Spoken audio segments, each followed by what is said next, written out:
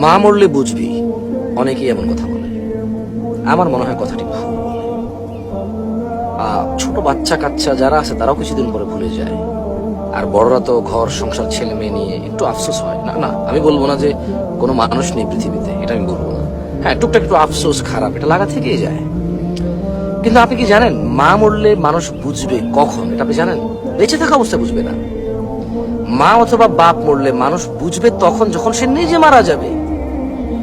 যখন সে হঠাৎ করে তার মা অথবা বাপ দুজনই বৃদ্ধ ছিল, বা যে কোনো একজনকে সে পেয়েছে আর ওরা মারা গেল, আর কোনো এক জুমার খুতবায়, কোনো এক ওয়াজ মাহফিলে, অথবা কোনো এক বই সে পাতা উল্টিয়ে দেখবে যে আল্লাহ নবী সাল্লাল্লাহু আলাইহি ওয়াসাল্লাম বলেছে যে মানে ওই লোকের চাইতে হতভাগা আর কেউ না, বা ধ্বংস ওই লোক হোক যার বৃদ্ধ পিতামাতা সে উভয়কে অথবা যে কোনো একজনকে পেল অথচ জান্নাত নিতে পারলো না।